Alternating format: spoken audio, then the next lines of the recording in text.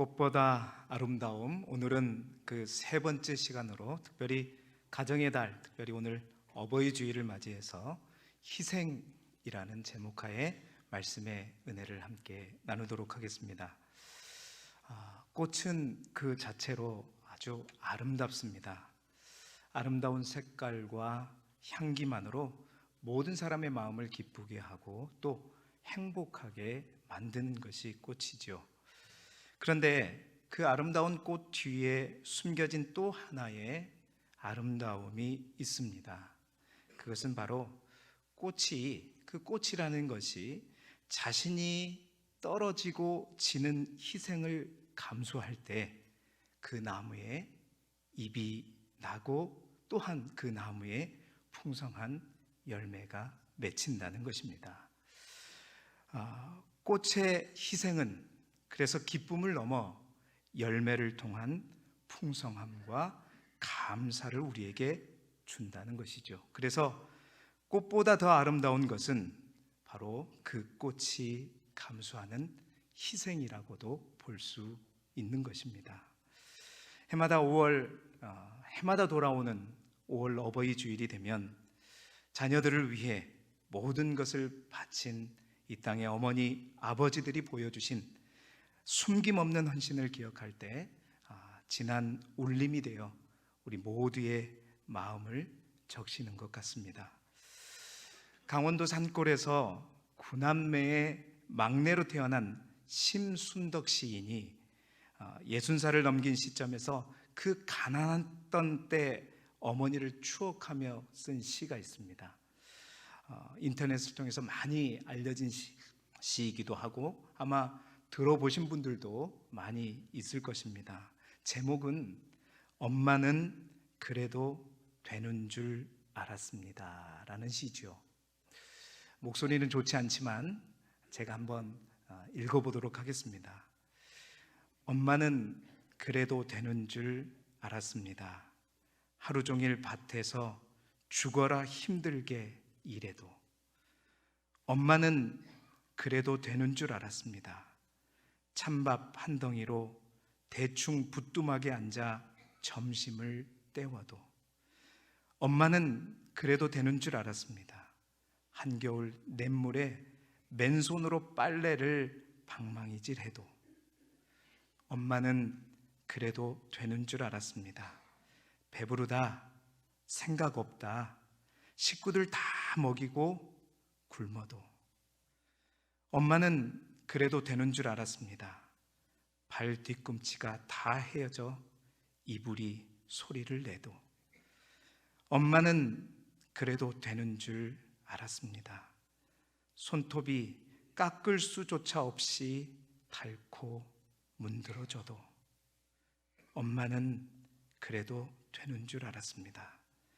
아버지가 화내고 자식들이 속썩여도 전혀 끄덕없는. 엄마는 그래도 되는 줄 알았습니다. 외할머니가 보고 싶다. 외할머니가 보고 싶다. 그것이 그냥 넋두리인 줄만. 한밤중 자다 깨어 방구석에서 한없이 소리 죽여 울던 엄마의 모습을 본 후론 엄마는 그러면 안 되는 것이었습니다. 많은 사람들이 이 시에 공감하면서 세상을 떠나신 어머니를 그리워한다고 합니다.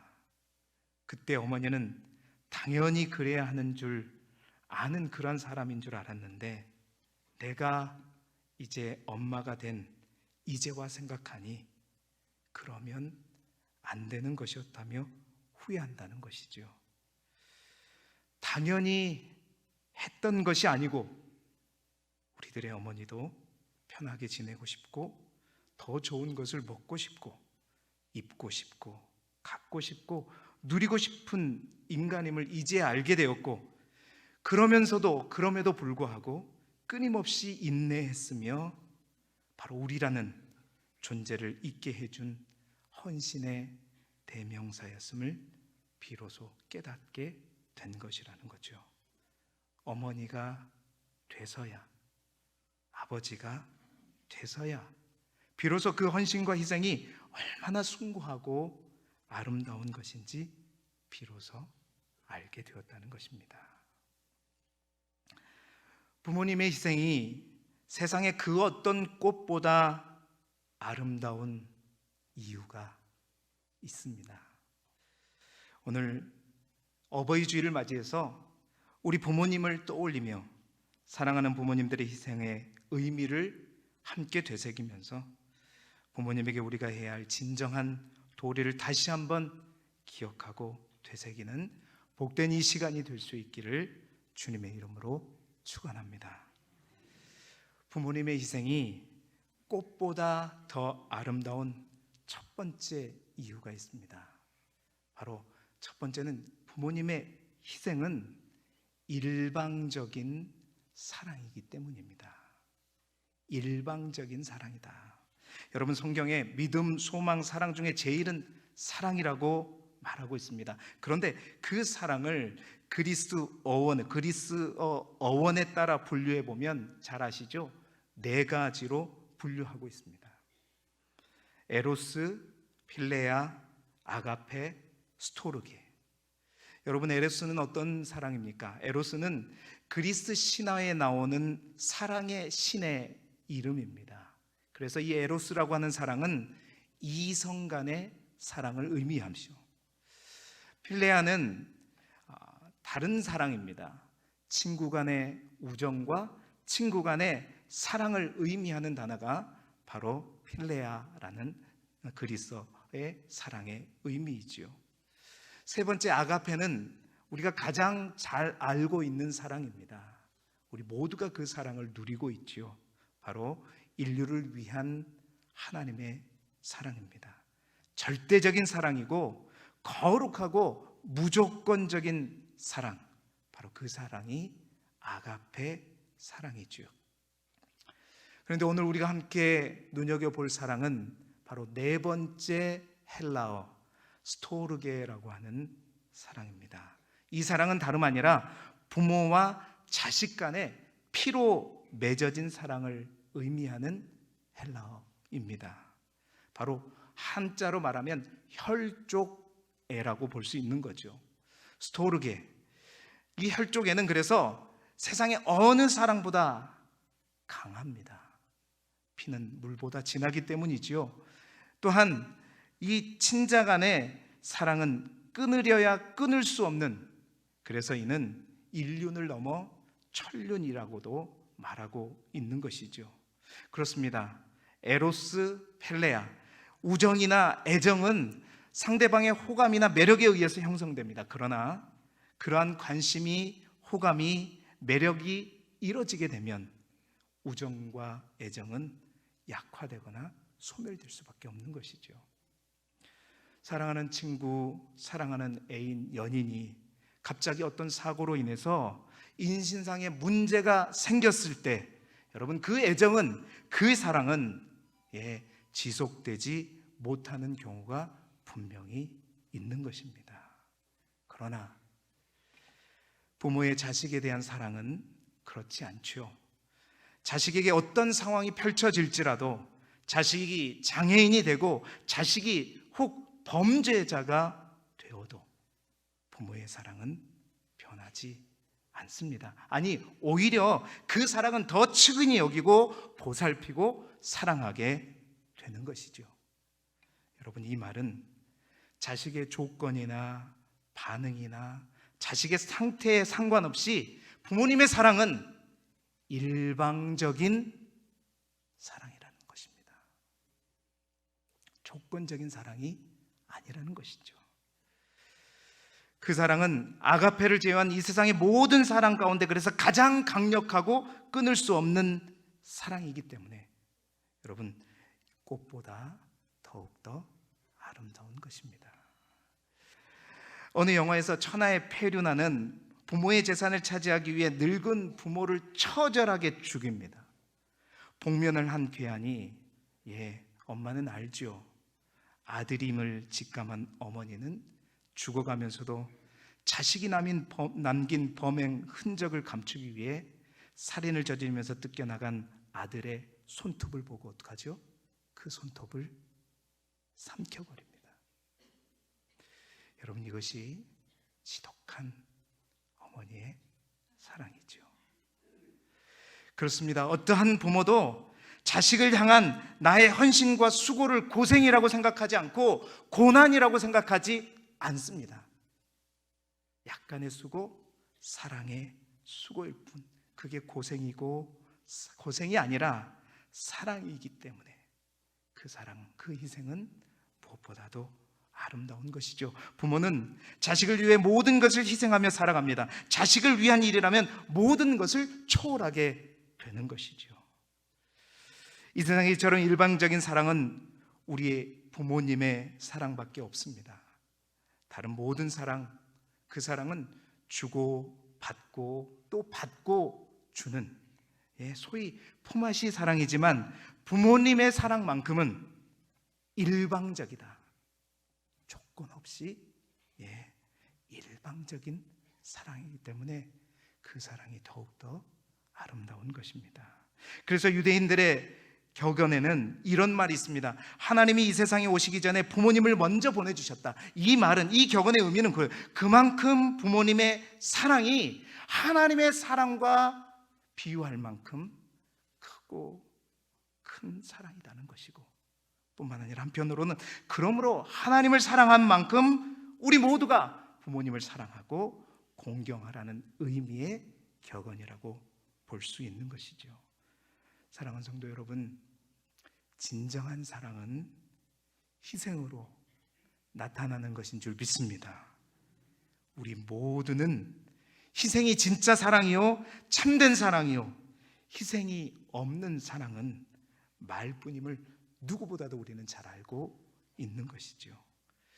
그 아름다운 희생 앞에 오늘 본문 2절은 우리에게 말씀하고 있습니다. 오늘 본문 2절 우리 함께 읽어볼까요? 시작. 내 아버지와 어머니를 공경하라. 이것은 약속에 있는 첫 계명이니. 아멘. 꽃보다 아름다운 희생으로 우리를 사랑하신 부모님을 더욱더 공경하라. 이것은 하나님의 명령이다 말씀하고 계십니다. 뿐만 아니라 이것은 약속이 있는 첫 계명이다 라고 말씀하고 있습니다.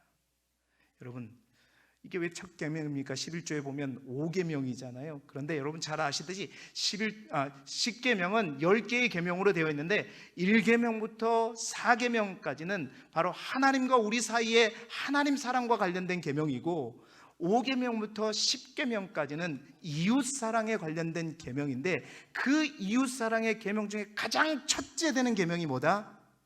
내 부모를 공경하는 것이다. 가장 중요한 계명이란 뜻이고 가장 먼저 해야 되는 계명이라고 말씀하고 있는 것이지요. 사랑하는 성도 여러분, 꽃보다 아름다운 희생으로 사랑을 베푼 우리의 부모님을 더욱더 공경하고 더욱더 사랑하는 저와 여러분이 되시기를 그리스도 예수 이름으로 축원합니다.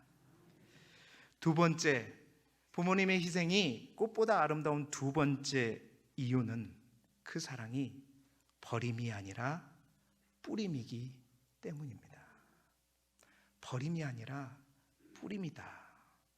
여러분, 우리 부모님은 아낌없는 사랑으로 자신이 가진 것을 모두 쏟아붓는 삶을 사셨습니다.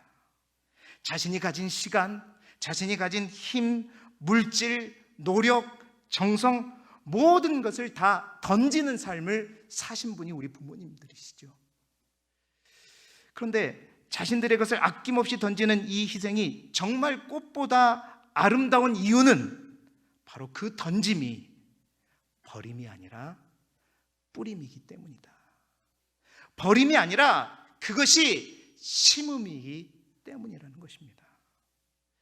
여러분, 우리가 뭔가를 던져요.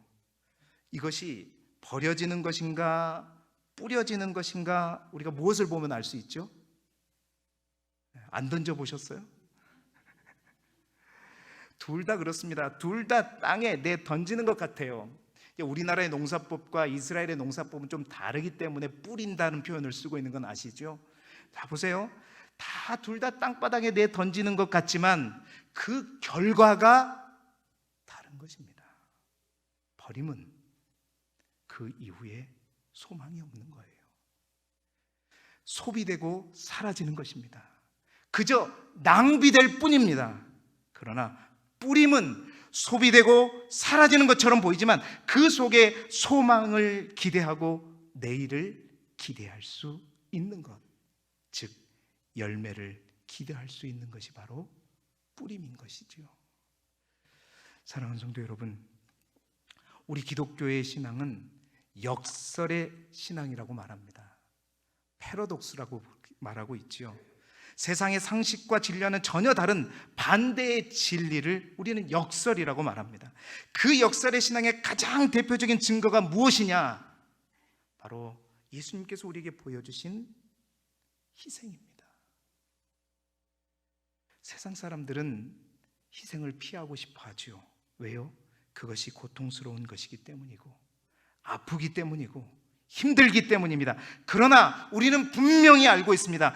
우리가 고통스러워 보이는 그것들이 오히려 생명과 소망을 잉태하는 귀하고 복된 통로가 된다는 것이지요.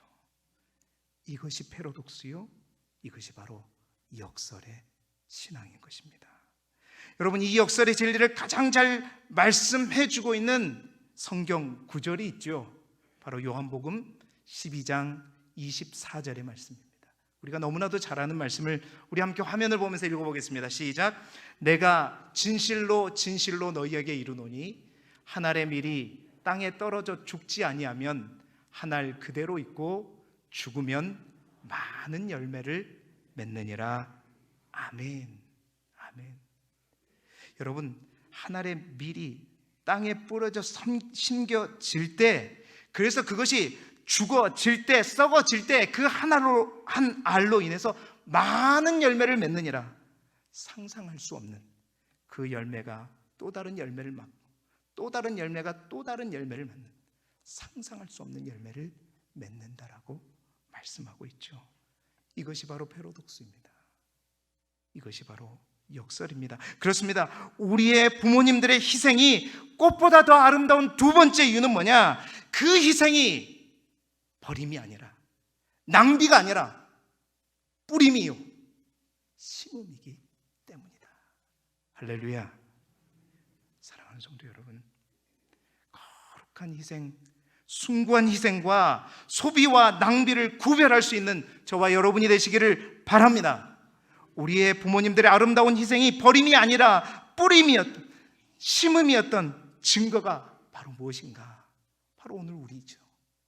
바로 우리의 자녀들이고 바로 우리의 자녀손들과 그들의 미래인 것입니다.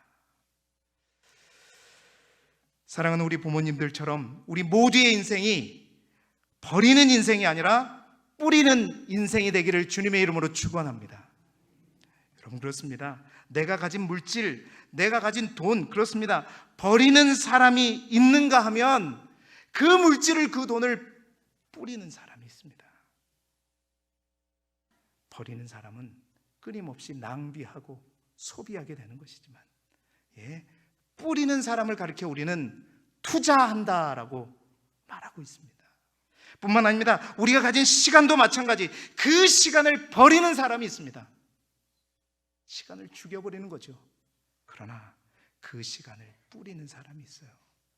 에베소 5장 16절은 바로 그 말씀에 대해서 세월을 아끼라라고 표현하잖아요. 시간을 살리는 것입니다. 그것은 곧 시간을 심는 것이고 시간을 뿌리는 것입니다. 우리 젊은이들도 몇 보이지만 우리 젊음도 마찬가지입니다. 젊음이라는 것, 낭비하며 버리는 사람이 있는가 하면 값지게 그 젊음을 뿌리는 사람 또한 있다는 것이죠. 단 하나의 씨앗이라도 괜찮다고 성경은 말하고 있습니다. 비록 한 알이랄지라도 뿌리면 비록 썩어지는 것처럼 보이지만 놀라운 열매가 있는 줄 믿습니다. 그런데 우리가 여러분 한 가지 더 기억하실 것이 있어요. 버림과 뿌림의 그 결과만 보게 되면 우린 당연히 누가 버림을 선택하겠습니까? 다 뿌리는 것을 선택하죠. 결과만 보면 그렇습니다. 그런데 그 과정을 보게 되면 뿌림의 아름다움을 우리는 더 크게 느낄 수가 있어요. 왜? 우리가 쉽게 뿌림을 선택하지 못한 이유가 있습니다. 자, 버림에는요, 뭐가 있냐면 쾌락이 있습니다. 즐거움이 있습니다. 돈을 막 써보세요. 안 써보셔서 잘 모르시죠? 저는 제 손에 100만 원만 있어도 그냥 기뻐가지고, 예, 아내 몰래 100만 원만 어디 딱 지게 되면 그냥 마음이 든든해요. 즐거워요. 그리고 그것을 쓸 때 이 맛에 사는 것 같은 느낌. 그래요. 버림은요, 쾌락이 있고 즐거움이 있고 재미도 있고 좋아요. 여기서 아멘 하면 안 되는 것 같은데. 그러나 여러분, 뿌림은요, 말 그대로 죽는 것입니다. 지극히 외롭고 서럽고 고독하고 아픈 것이죠. 서두에 엄마는 그래도 되는 줄 알았습니다 할 때 구구절절한 그 엄마의 모습, 우리들의 어머니들이, 우리들의 아버지들이 겪으셨던 철저한 고독과 외로움, 눈물, 여러분, 우리가 이것을 잊지 말아야 합니다. 시편 126편 5절의 말씀이 있죠. 눈물을 흘리며 씨를 뿌리는 자는 기쁨으로 거두리로다. 시편 기자의 고백대로 그 믿음으로 그 길을 걸어오신 우리 부모님들, 사랑하는 나의 어머니, 나의 아버지, 더 사랑하고 그 희생이 헛되지 않도록 살아가는 우리 모두가 되기를 주님의 이름으로 축원합니다. 마지막 세 번째로, 부모님의 그 희생이 참으로 꽃보다 더 아름다운 세 번째 이유는 바로 그 희생이 절망이 아니라 소망이기 때문입니다.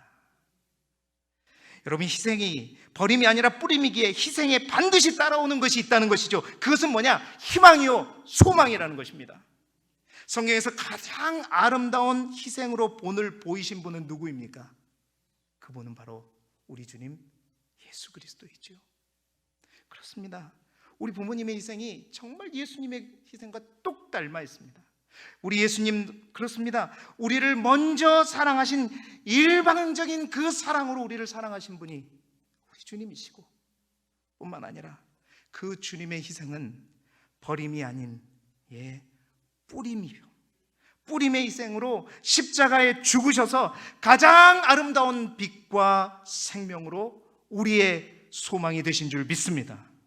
그런데요, 우리는 이 소망이 되신 예수님의 삶에 있기까지 또 하나 우리가 주목하며 기억해야 할 것이 있다는 거예요.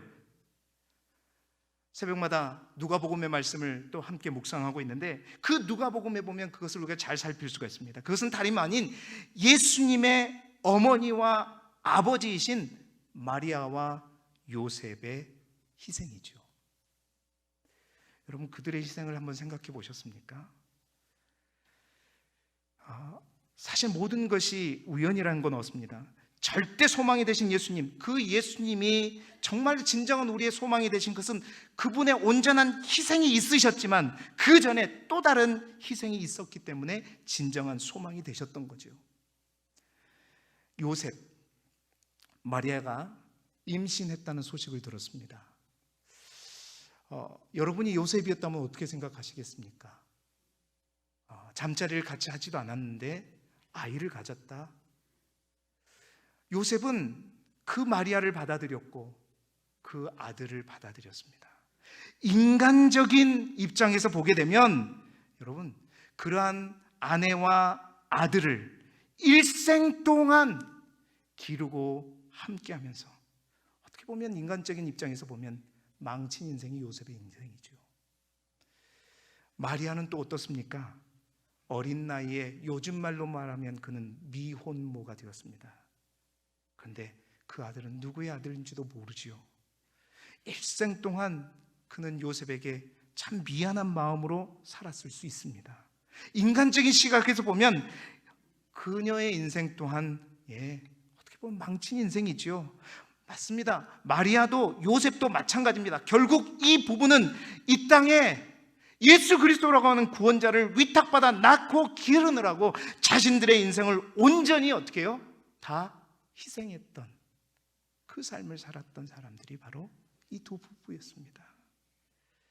결국 이 부부는 그러한 희생, 그러나 그 두 부부의 희생은 결코 절망이 아니었죠. 왜? 그 희생이 바로 이 세상에서 가장 큰 희망이요, 가장 큰 소망이신 예수 그리스도를 낳았기 때문입니다. 서울에 가면 양화진이라는 곳이 있죠. 또한 가까이 우리 호남신학교에 가보게 되면 선교동산에 가보면 선교사님들의 묘비가 있습니다. 여러분 그곳에 가보게 되면 이름도 없는 한두 살 그 정도밖에 안 된 어린 아이들의 무덤이 있죠. 여러분 그 아이들의 무덤이 누구의 아이들인가요? 바로 선교사님들의 아이들입니다. 여러분 우리나라가 세계의 영적인 정말로 1등 가는 장자국가요, 그런 나라로 세워져서 지금도 가장 왕성하게 선교를 하고 있으면서 정말로 마지막 때의 제사장의 나라가 되기를 기도하고 꿈꿀 수 있게 된 것은 어떤 대형교회의 어떤 일부의 노력의 결과가 아니라 이름도 없이 빛도 없이 이 땅에 복음의 씨앗을 뿌리기 위하여 각자 자기의 나라에 정말 최고의 엘리트로서 칭송받으면서 돈을 많이 벌 수도 있는 멋진 그 인생을 포기하고 그 모든 것을 다 희생한 채 이 땅에 와서 자신의 인생을 뿌리고 심을 뿐만 아니라 심지어는 갓 태어난 자기의 어린 자녀들까지 희생하는 그들의 희생이 결국 희망이 되고 소망이 된 것이죠. 그렇습니다. 이 땅에 우리의 부모님들이 계시고 부모님들의 꽃보다 아름다운 희생이 있는 한 우리의 가정에도 절망이 아니라 소망이 있을 줄 믿습니다. 사랑하는 우리 부모님들의 그 희생의 불이 꺼지지 않기에 이 나라, 이 민족에게도 분명히 소망이 있는 줄 믿습니다. 우리 부모님들은 얘기합니다.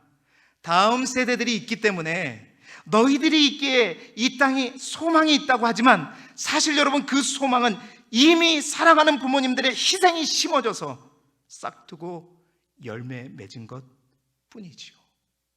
진정한 소망은 바로 꽃보다 아름다운 우리 부모님들의 희생이다. 할렐루야, 할렐루야. 이제 말씀을 마무리합니다. 어버이 주일, 꽃보다 아름다운 희생이라는 이름으로 인생을 사신 어머니와 아버지의 삶을, 인생을 기억합니다.